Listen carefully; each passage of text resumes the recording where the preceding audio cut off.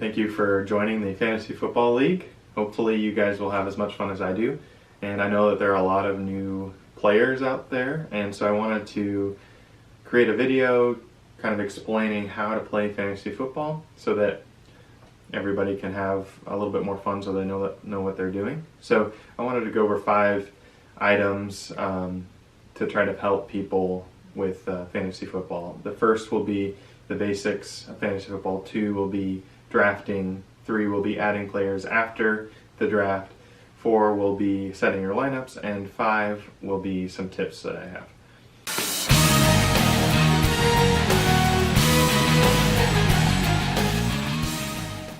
So number 1, the fantasy football basics. Basically, you are an owner or a general manager of your own football team. You will be drafting players in real life, players who play on real NFL teams, and as the real NFL team players do well, then they will do well for your team. So you want to select players who are good players in real life. So that's basically it. Fantasy football is you're selecting a bunch of real life players to play on your team, and as they do well, your team does well, and hopefully you win.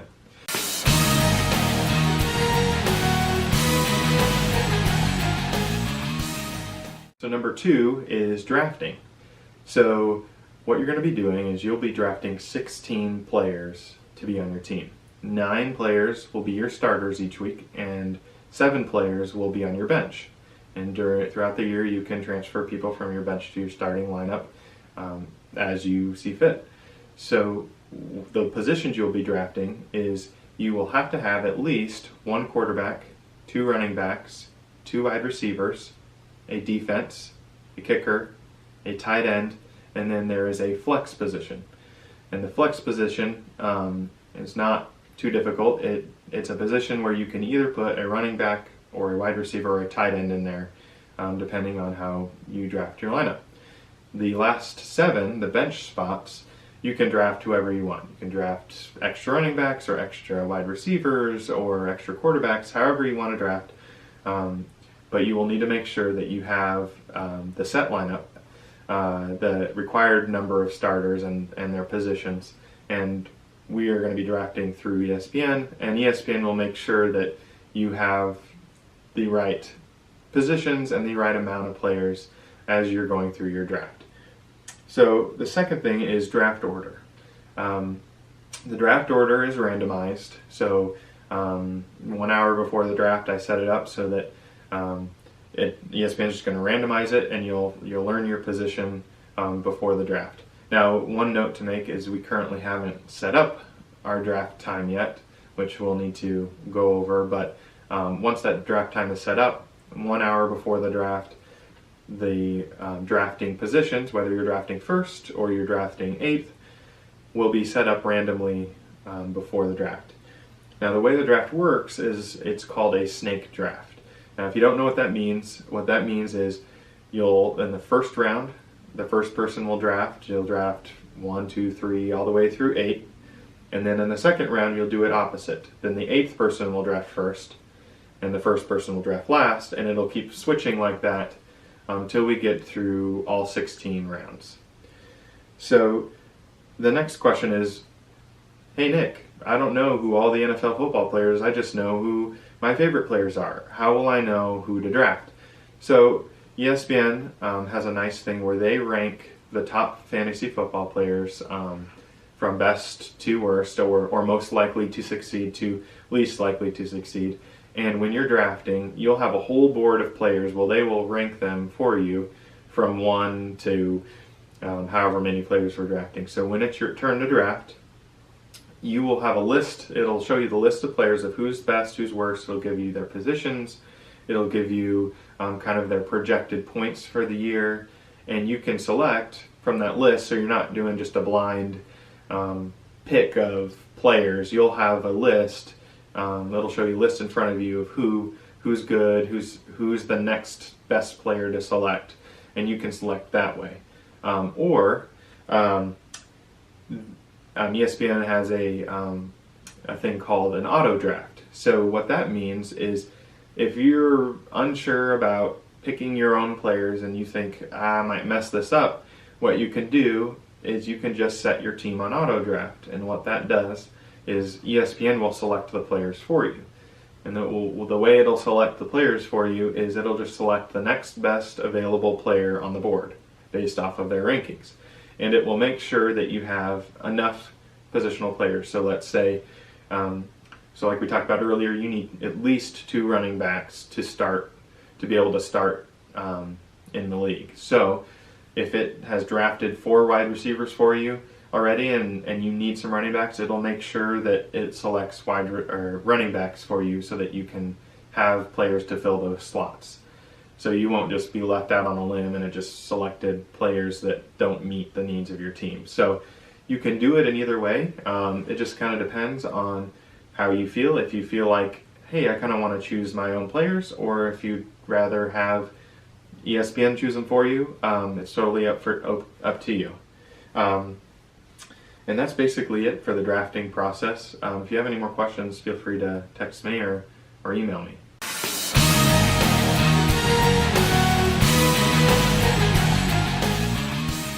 So the third thing that I wanted to go over is adding players after the draft. So after you draft, you'll have 16 players on your team. You'll have your supposed 9 starters and 7 bench players.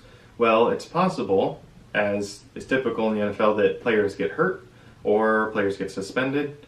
So let's say, for example, you drafted Russell Wilson on your team, and let's say he got injured on a play. Well, now your starting quarterback is injured. He's not playing anymore. Well, you need to have a quarterback to fill that slot. So what are you going to do?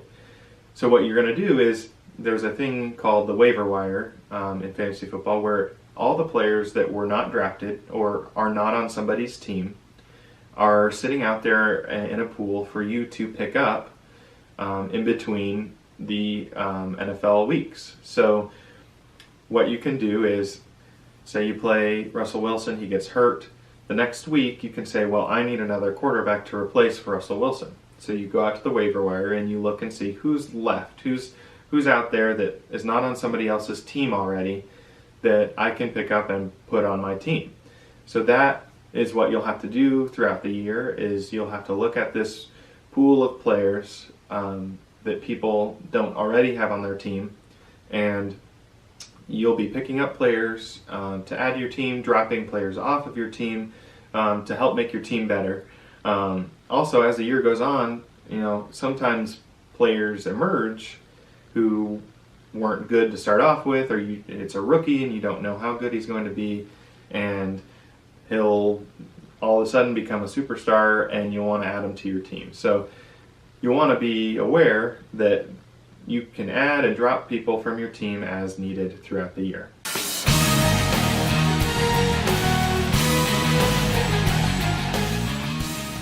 Number 4, I wanted to go over setting your lineups. So the way that a typical fantasy football week will look like is games start on Thursday and end on Monday. So you'll have a whole slate of games on Sunday. You'll have one game on Thursday and one game on Monday.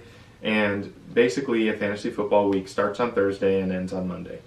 So what you need to do is you need to make sure that your fantasy football lineup is set before games start. So if you have a player that plays on Thursday night, you will need to make sure that if you want him in your starting lineup, that he is in your starting lineup. Otherwise, once the games start, that player is locked and you can't move him, you can't take him in or out of your lineup. So you want to make sure that before your games start, you have your lineup locked. You have your lineup decided on, you have who you want to play out there, because if you don't look at it till, let's say, Sunday afternoon, then the games that are going on could have started, and the players that you don't want in there might be in your starting lineup, and once their games start, it's locked. You can't move them out of your lineup or into your bench or whatever you want to do. So you'll want to make sure that you're checking every week your lineup, because I'm not sure what week it starts, but soon, 3-4 weeks into the season, bye weeks will start. So even though you're sure you want this player to start, it may be that his team's not playing that week. So you'll need to make sure you have a replacement player put into his slot while he is out for that week.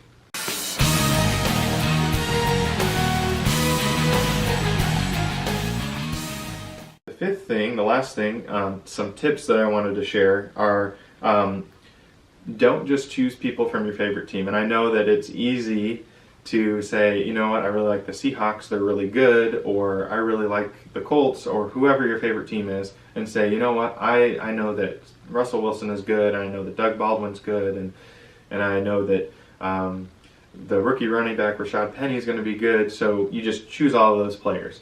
Well, that's not necessarily the best way to draft your team or to add players from the waiver wire, because there might be other players on other teams that you might not know of who have a better chance of being successful.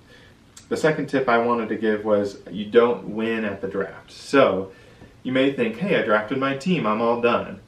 Well, that's not necessarily the case. As I said before, players get hurt, players may get suspended. For whatever case, your player that you thought might do well may actually turn out to be a bust. So you'll want to make sure that you're watching your team and you're watching the waiver wire to see if new players emerge that you want to add to your team, or if players on your team aren't doing so well that you want to drop off of your team. So you don't win at the draft. You have to be conscious throughout the year that you're checking your lineup, checking the waiver wire to make sure you have the best team possible. And the last thing is that I'm not going to be able to give you all of the things you need to know about fantasy football. I've given you the basics, but there are tons of articles, there are tons of videos, there are tons of podcasts out there that can help if you want to learn more about the strategy of fantasy football or what players are good this year to pick up. There are lots of things. Even ESPN has a ton of resources that you can use, that if you so choose to dive deeper, you can. So that's all I have for this first basics video. I'm going to create a second video that goes a little deeper into strategy if that is something you're interested in. So that's basically it for this first video, and I want to thank Maddie for being the great video shooterography or